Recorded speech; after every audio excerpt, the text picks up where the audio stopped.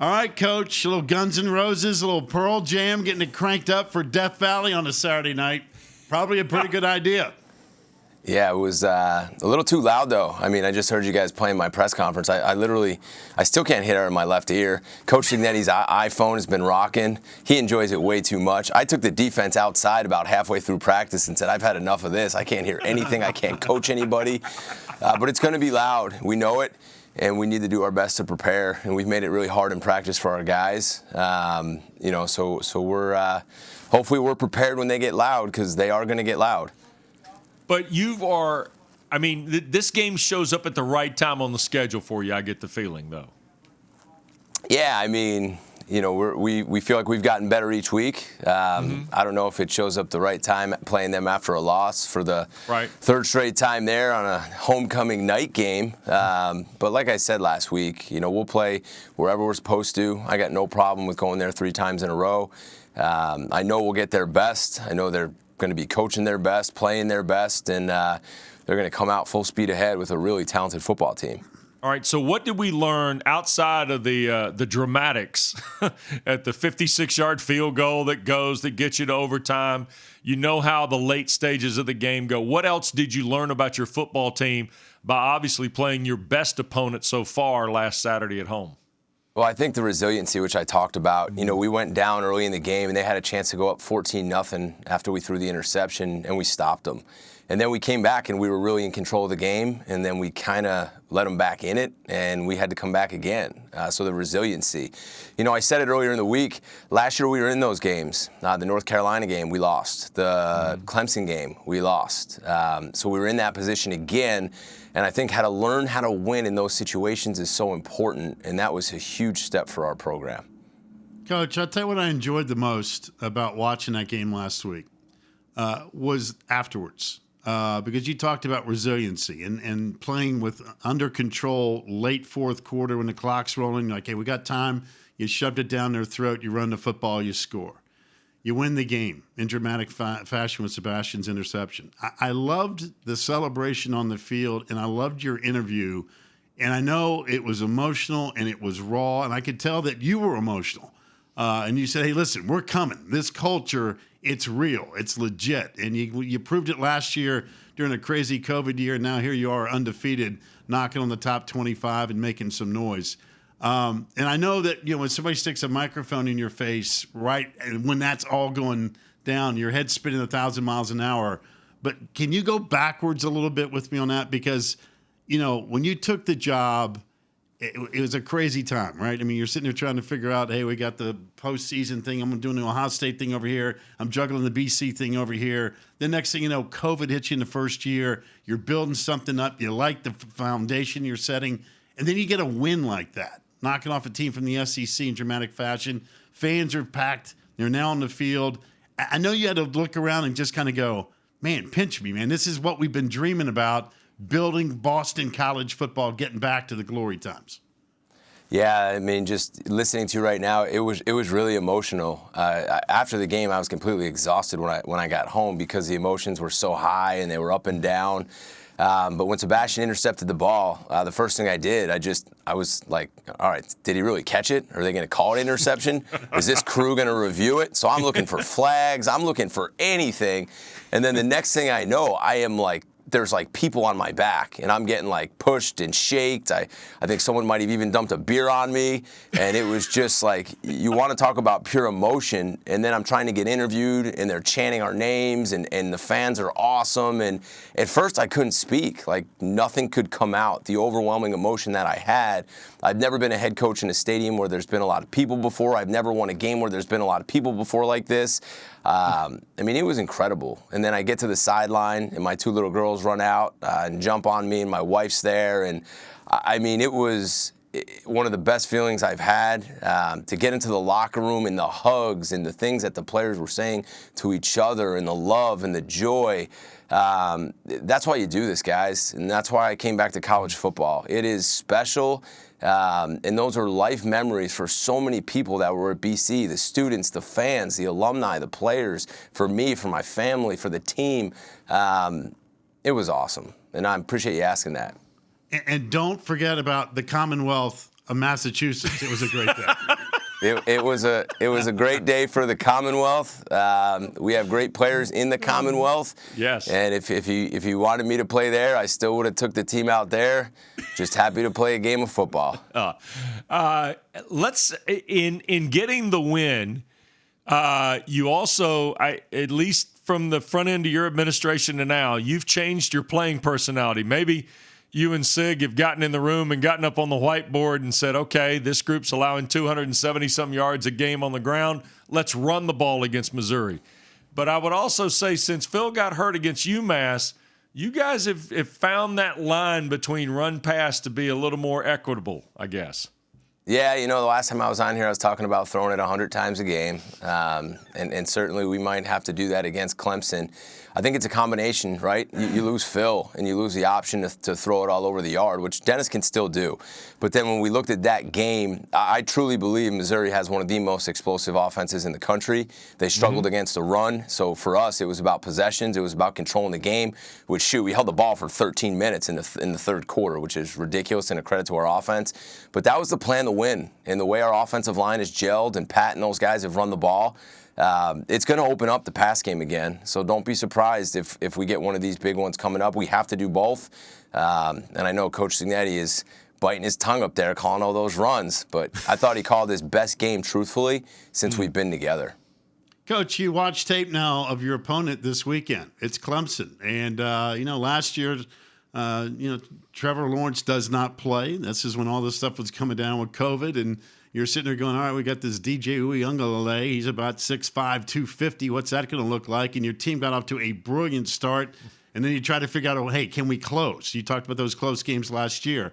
Now you watch tape of the Tigers getting ready for this game. What do you see? What's going on with Clemson last year versus this year from your perspective?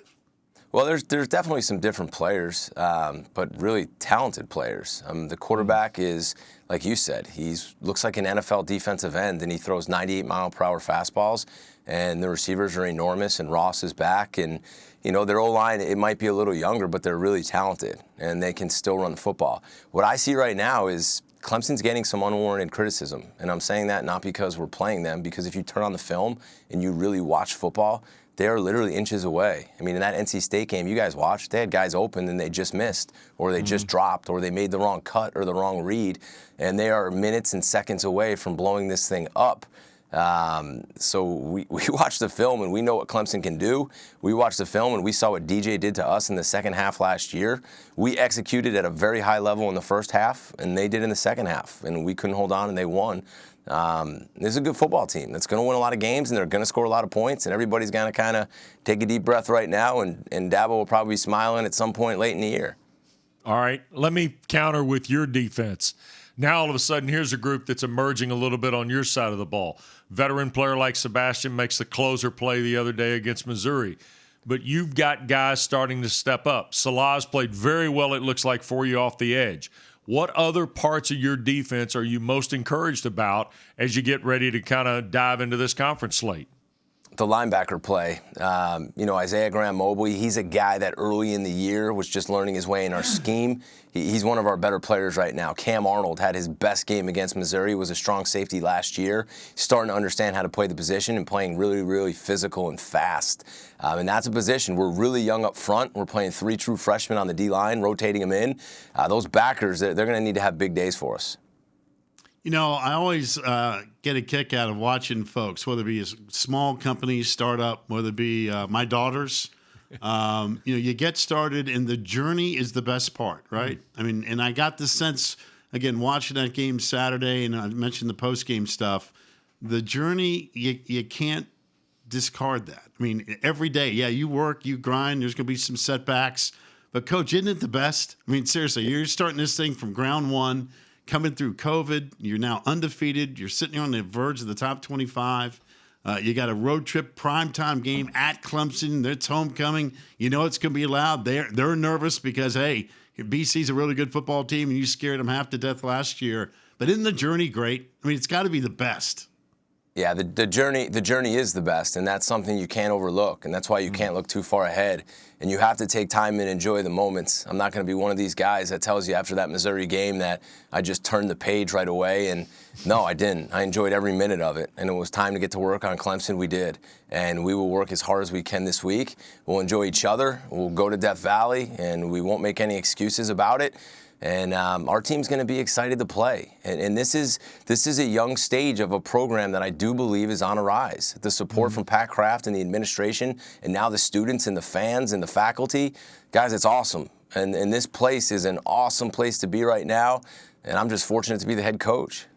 All right, let's get to Kraft. How did he handle Saturday? Did you have to get him back from the numbers? Wait a minute. He poured beer all over Hafley. Didn't even know it. Hafley didn't say that. No, I did. I know you did. Did you have to pull him in off the numbers? Let's be honest. Did you have to go get him during the timeout? The cool part was Pat, on one of the calls, I swear to you, Pat was like in the middle of the field. And I think he might be why we got some calls later. And at the end of the game, I swear, he was right next to me when I was getting interviewed, the smile on his face, the hugs. He might have been the one that dumped the beer on my head. I don't even know. But then in the locker room, and then him and I spent time after the game together. Just excited. And truthfully, we wouldn't be doing all this if it weren't for him and all the little things he's done and the fights that he's fought, his support. I'm really lucky he's here. He's got a ton of energy. You guys got to get him out again, too. He'll be yelling and screaming. No. We got to carve out more of a window. We can't do a Pat Kraft in 15 minutes. It doesn't work that way.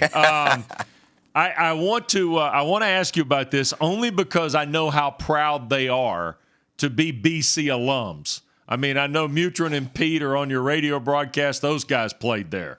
I also know that you are connected to alums across the board, either who've played professional football or guys successful in business.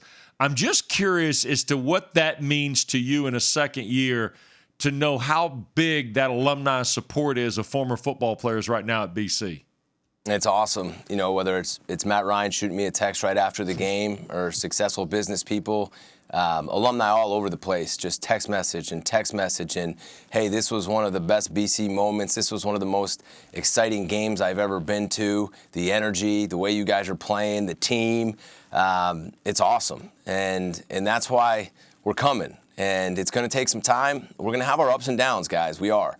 But we're going to give our best every single day. We're not going to flinch. We're not going to make excuses. And we're going to have a lot of fun doing it. Coach, one more thing from me.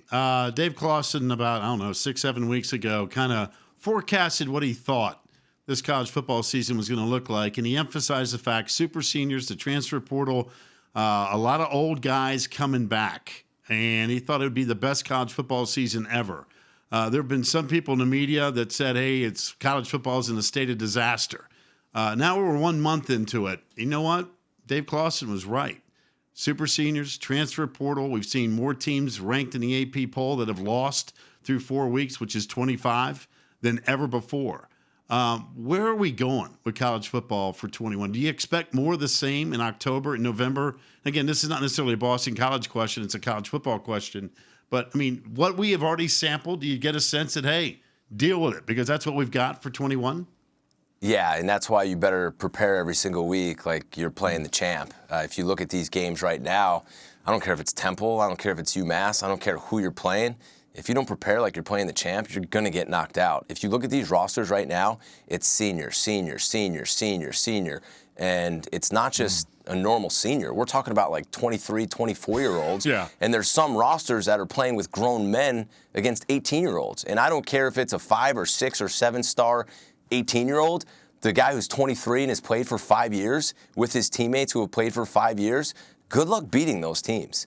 And Coach Clawson's got a bunch of them. And if you watch him, he's a really good coach, and that's a really well-coached football team. We have a ton of respect for, but that's what they have. And NC State's got a bunch of guys like that. And so do a lot of these teams that are winning. So you better get ready to play. And you better be careful if you're betting on some of these teams by the name of the school that you think should lose. Because there's some old players out there right now. That's a good point. Well said. Hey, good luck Saturday night. Great to have you in primetime on ACC Network. Always appreciate the visit.